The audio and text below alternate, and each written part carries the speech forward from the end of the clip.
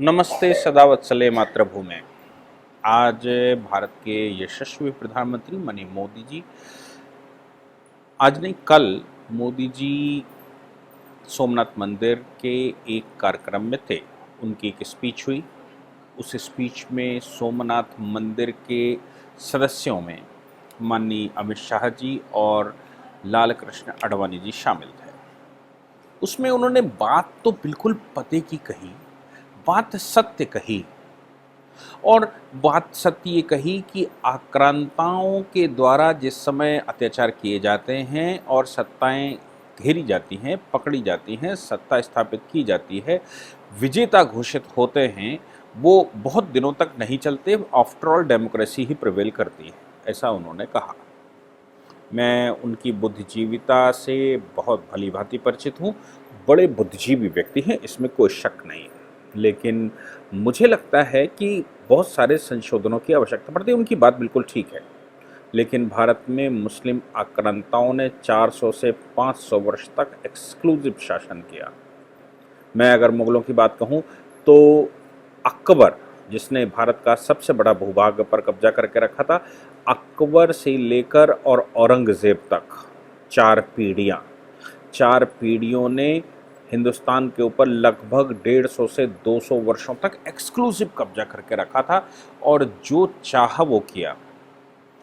आक्रांता थे, after all दूसरे आक्रांता ने फिर 200 साल शासन किया।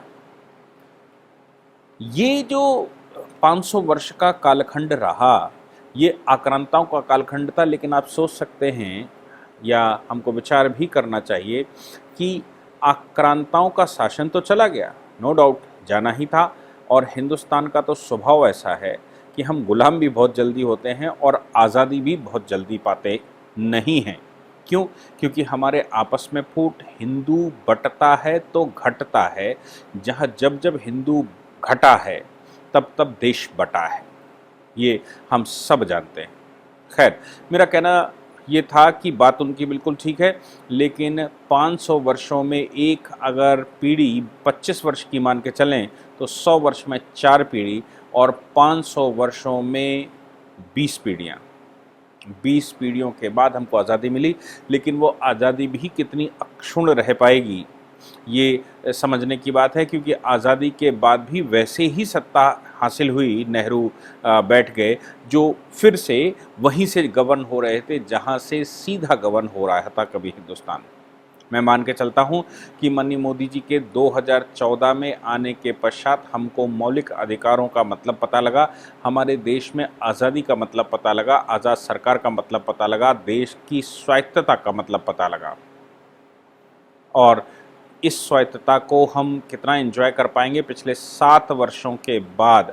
अभी हिंदुस्तान के अंदर जिस प्रकार से कम्युनिस्ट, तथाकथित माइनॉरिटी और जो देश विरोधी शक्तियां हैं किस प्रकार से हावी होने लगी हैं मोदी जी के ऊपर या हमारी देश की सरकार के ऊपर, ये दिख रहा है। CAA के प्रोटेस्ट के दौरान पूरे देश ने देखा कि हालत भारत की क्या है। खैर, ये चर्चाएं बहुत लंबी हैं, हम लोग मूल विषय पर आते हैं। मूल विषय है अफ़गानिस्तान पर तालिबान का कब्जा और कब्जे के बाद हिंदुस्तान की भूमिका। अब बहुत सारे कयास लगाए जा रहे हैं। सरकार ने अपना एक नपा-तुला स्टेटमेंट दिया और नपा-तुला स्टेटमेंट कोई भी सरकार बैठती है उसको देना ही होता है।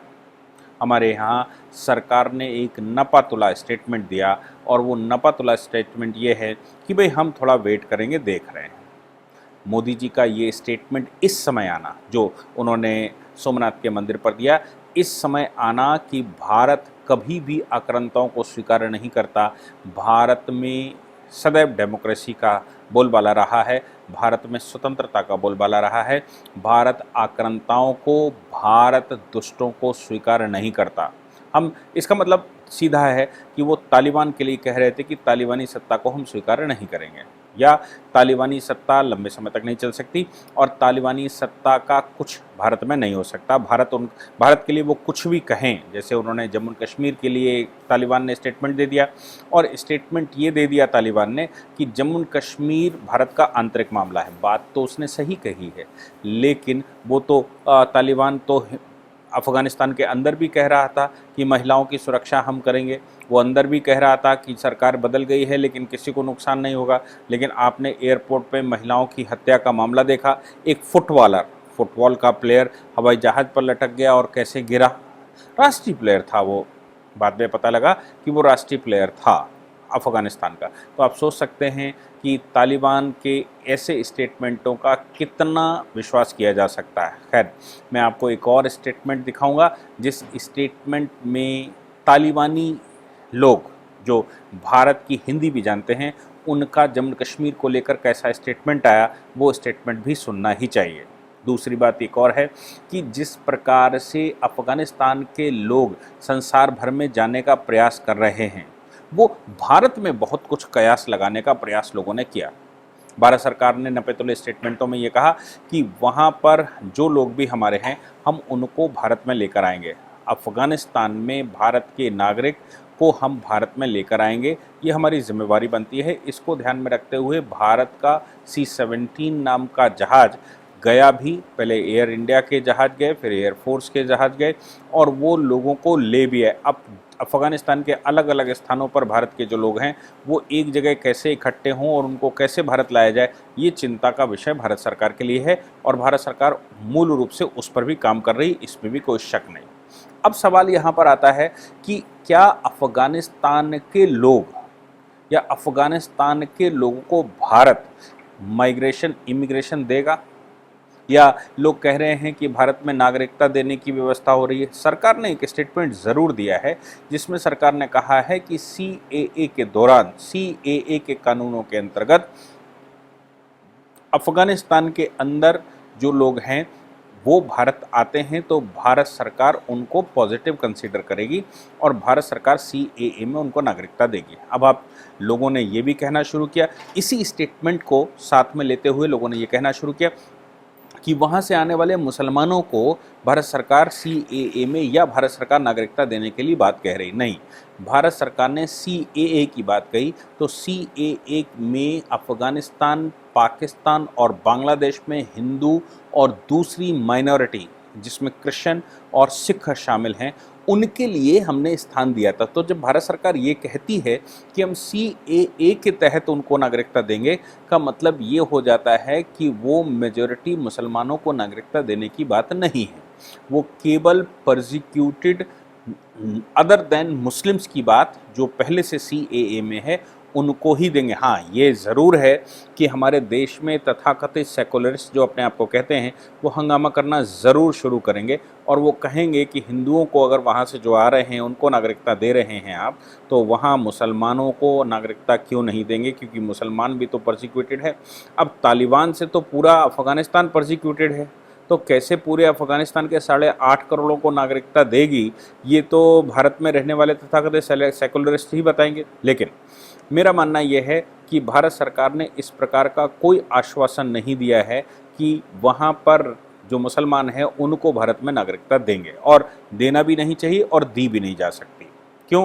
क्योंकि अब तो वहाँ 8.5 करोड़ परसिक्यूटेड समाज है, उसको हम भारत में कोई कंसीडर नहीं कर सकते। एक बात ज़रूर है कि जो लोग ऑलरेडी भारत में बच्चे पढ़ रहे थे, कुछ मेडिकल ट्रीटमेंट के लिए आए थे, कुछ खिलाड़ी यहाँ पर खेल रहे थे, कुछ और NCC वगैरह के साथ कैंप लगाए हुए थे, कुछ सैनिक यहाँ पर ट्रेनिंग ले रहे थे, कुछ खिलाड़ी यहाँ पर ट्रेनिंग ले रहे थे, और कुछ डिप्लोमेट्स, एक्टिविस्ट जो भारत में उस समय थे जिस समय तालिबानियों ने कब्जा किया, उनका क्या होना है। भारत सरकार ने उनको किसी भी प्रकार से नागरिकता देने का कोई आश्वासन नहीं दिया है। भारत सरकार ने अगर कोई स्टेटमेंट दिया है तो वो ये दिया है कि हम उनके वीज़ा एक्सटेंशन पर विचार कर रहे हैं। वीज़ा एक्सटेंशन का मतलब ये है कि अफ़गानिस्तान में सिचुएशन नॉर्मल हो या अफ़गानिस्तान में फ़्लाइट्स चलें कहीं से भी, तो फिर हम उनको देंगे। ये इसीलिए आपने ध्यान दिया होगा कि कई एक स्टेटमेंट उन लोगों के जो अफ़गानिस्तान के भारत में हैं उनके आने शुरू हो गए हैं और वो ब्रिटिश एम्बेसी में जाना शुरू कर दिए हैं, क्योंकि ब्रिटेन ने कुछ कहा कि हम उनको इमिग्रेशन देंगे, हम उनको निवासिता देंगे। इसलिए उन्होंने कनाडा और ब्रिटेन, ख़ासतौर से कनाडा की एम्बेसी में जाना शुरू कर दिया और वहाँ उन्होंने रिक्वेस्ट करना शुरू कर दिया है कि हमको नागरिकता दी जाए हम भारत में हैं लेकिन कनाडा सरकार हमको नागरिकता है। अगर भारत सरकार इस पर नागरिकता की बात कही होती या भारत सरकार ने किसी भी प्रकार से आश्वासन दिया होता तो आप सोच लीजिए कि वो भारत में अफगानिस्तान के दूतावास पर होते। हाँ, ये ज़रूर है कि दिल्ली हाई कोर्ट ने एक बड़ी लंबी पेनाल्टी 1.5 करोड़ या 2 करोड़ की पेनाल्टी अफगानिस्तान काउंसिल पर की थी, अफगानिस्तान दूतावास पर की थी। उसने नियमों का उल्लंघन किया था। अभी अफगानिस्तान के दूतावास ने दिल्ली हाई कोर्ट में कल एक एफिडेविट साइन किया है और उन्होंने कहा हमको समय चाहिए, हम अफगानिस्तान के अंदर के हालात देख लेंगे तभी। भाई 1.5 करोड़ की 2 करोड़ की रकम है या और ज़्यादा हो सकती है, मैं बिल्कुल कंफर्म नहीं हूँ, बड़ी रकम है, वायलेशन कंटेम्प्ट के मामले की रकम है। तो वो रकम कैसे अफ़गानिस्तान का दूतावास आज करेगा? अफ़गानिस्तान का दूतावास तो सालेह की फ़ोटो लगाए है इस समय, वो तालिबान को उसने रिकॉग्नाइज़ नहीं किया है। उन्होंने अशरफ गनी की फ़ोटो हटाकर और सालेह की फ़ोटो लगा दी, जो उस समय या इस समय अफ़गानिस्तान के उपराष्ट्रपति और वहाँ की नॉर्दर्न अलाइंसेस वो अलाइंसेस हैं जो 1996 में भी तालिबानियों के साथ लड़ रही थी, जिनको कई एक देश सपोर्ट भी कर रहे थे। नॉर्दर्न अलाइंसेस के मुखिया के रूप में सालेह हैं और सालेह ने अपने आप को राष्ट्रपति घोषित कर दिया है और तालिबान से लड़ने का काम कर रहे हैं। अब देखना यह है कि विश्व समुदाय किस करवट बैठता है, और विश्व समुदाय तो दोगला होता ही है। दोगले से मतलब ब्रिटेन ने कहा कि पहले हम देखेंगे कि वो सरकार चला पाएंगे। अरे भाई, आतंकवादियों ने कब्जा कर लिया है, आप देखोगे क्या उसमें सरकार चला पाएंगे नहीं चला पाएंगे। उन्होंने कहा कि अगर वहाँ नागरिकों को सही से सुविधाएं ये देंगे और सही से चलेंगे तो हम सोचेंगे। अरे उसमें सोचना क्या, आतंकवादी होता है। 2002 से पहले जब अमेरिका ने कब्जा नहीं किया था, उससे पहले क्या सिचुएशन ब्रिटेन ने नहीं देखी हुई है? क्या ब्रिटेन नहीं जानता कि किस प्रकार से ये आतंक मचाकर इन्होंने वहाँ पर रहने वाले अपने ही मुसलमान लोगों की हत्याएं की हैं? लेकिन ब्रिटेन का स्टेटमेंट आ गया है तो आ गया है। और विश्व समुदाय के दूसरे कई एक कंट्रियों ने कहा अफगानिस्तान में मानवता बहाल कर देते हैं तो हम सोचेंगे, ऐसा करेंगे वैसा करेंगे। ये कुछ भी होने वाला नहीं है। लेकिन हाँ, विश्व समुदाय इस समय तालिबान के खिलाफ है, बाइडेन के पक्ष में, अमेरिका के पक्ष में खड़ा दिखाई दे रहा है। इसलिए तालिबान को रिकॉग्निशन की तो एक समस्या आएगी, इसके साथ साथ एक और समस्या आएगी कि इसके साथ भारत को, चूँकि भारत अभी 1 महीने के लिए, कम से कम अगस्त के लिए तो उस काउंसिल का चेयरमैन है, यूएनएससी का चेयरमैन है। इसलिए एक चीज़ और रखनी चाहिए कि तालिबानियों को समर्थन करने वाले देश भी तालिबानी घोषित होने चाहिए। जैसे पाकिस्तान अगर खुला समर्थन करता है तालिबान का अफ़गानिस्तान में और कर ही रहा है, तो फिर अफ़गानिस्तान को टेररिस्ट स्टेट घोषित कर देना चाहिए यूएनएससी से। यानी कि यूएनएससी को जो ट्रूडो डॉक्ट्रिन है, उस डॉक्ट्रिन के तहत एक बात सामने आई थी, या तो आप इधर हो या आप उधर हो। पाकिस्तान के साथ वो बात लागू कर देनी चाहिए, या तो तुम तालिबान के साथ हो या फिर तुम इधर हो। अगर तुम तालिबान के साथ हो तो तुम भी दुश्मन हो मानवता के, इसलिए पाकिस्तान भी टेररिस्ट स्टेट घोषित होना चाहिए। ये बात तो ठीक है कि ये बात रखनी चाहिए, लेकिन मुझे लगता है कि अभी विश्व समुदाय कुछ भी निर्णय सही से लेने की स्थिति में नहीं दिखाई दे रहा है। इसलिए भारत के विदेश मंत्री एस जयशंकर भी इस समय वहीं पर हैं, तो भारत भी निर्णय ले। हालांकि भारत तालिबान को कभी रिकॉग्नाइज नहीं करेगा, ये पुरानी पॉलिसी है। वाजपेयी सरकार के समय पर भी हमने तालिबान को रिकॉग्नाइज नहीं किया। तो यहाँ तक कि IC 814, जिसमें लगभग 250 नागरिक थे या 150 नागरिक, 178 नागरिक थे, उन नागरिकों के एवज में हमने यहाँ से दुर्दंग आतंकवादी छोड़े, लेकिन हमने अफ़गानिस्तान में तालिबान को किसी भी प्रकार से रिकॉग्निशन नहीं दिया था। कुल मिलाकर यहाँ पर इस समय जो बात आती है वो ये है कि अफ़गानिस्तान से अब जो लोग भारत में आ रहे हैं या आएंगे, अभी तक तो आने की कोई संभावना इसलिए नहीं लगती क्योंकि अभी भारत सरकार ही तो वहाँ से अपने नागरिकों को ला रही है ना, तो वो चले कैसे आएंगे? उनको आने के लिए गिलगिट बाल्टिस्तान में घुसेंगे, गिलगिट बाल्टिस्तान के बाद वो हिंदुस्तान में घुसेंगे। गिलगिट बाल्टिस्तान में क्या पाकिस्तान उनको घुसने देगा? क्योंकि गिलगिट बाल्टिस्तान इलीगली पाकिस्तान के कब्जे में है, जो भारत का हिस्सा है, तो वो उधर के रास्ते आ सकते हैं। तो आएंगे कैसे भारत में? अगर मैं ये कहूँ कि भारत सरकार नागरिकता देने की बात कर रही है और ये कह रही है कि अफ़गानिस्तान से हम मुसलमानों को भी ले आएंगे, तो फिर सवाल यहाँ पर यही पैदा होता है कि मुसलमान वहाँ से आएंगे कैसे और कौन यहाँ रखेगा, कैसे यहाँ रखेगा।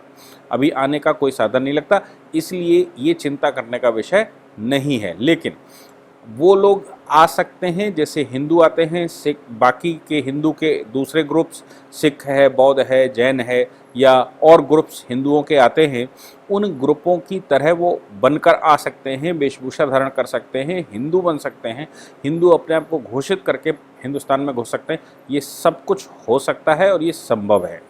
इसलिए ऐसा जब वो आता है और हिंदू बन के आता है, तो फिर हमको उसके साथ वो जो कलमा पढ़ा हुआ है या वो जो अभी हिंदुओं के रीति रिवाज, हिंदुओं के ग्रंथ, हिंदुओं की पूजा पाठ की पद्धति और हिंदुओं के बाकी चीज़ें भी उसको आनी चाहिए। वो सब कुछ मुझे लगता है कि उसकी जो अफ़गानिस्तान में बनी आईडी है उस पर होगा। लेकिन सवाल ये आएगा कि वो जो भी आईडी यहाँ पर रखेगा, वो आईडी अफ़गानिस्तान में क्रॉस मैच कैसे होगी। अफ़गानिस्तान में तो तालिबान है और तालिबान को हम रिकॉग्नाइज़ करते नहीं हैं, तो ये बहुत सारी प्रैक्टिकल समस्याएं हो सकती हैं कि भारत में आएंगी। लेकिन ये बात पक्की है कि भारत सरकार अभी तक हिंदुओं या जो सीएए में जिन लोगों को प्रोटेक्शन दिया था, उनको छोड़कर किसी और को भारत में लेने के लिए कोई वादा नहीं कर रही। हाँ, ये संभव है कि जो लोग भारत में थे उस समय, उनके वीज़ा एक्सटेंशन का काम कर दिया जाए कि आप भारत में रुक सकते हैं, लेकिन आपको भारत से कैसे जाना है ये आप तय करिए। वो एक समस्या भारत के लिए हो सकती है। दूसरा, मैंने जैसे कहा कि माननीय मोदी जी ने क्लियर करने की कोशिश करी कि तालिबान हमारे देश में, तालिबान को हम रिकॉग्नाइज नहीं कर सकते। हाँ, जो बात उन्होंने दूसरी कही थी कि आक्रांता आते हैं, आक्रांताओं का शासन लंबे समय तक नहीं चल सकता, उस बात पर मुझे बहुत सारे डाउट हैं। लेकिन मैंने अपनी बात कही उसके लिए और आपने सुनी, उसके लिए बहुत बहुत धन्यवाद।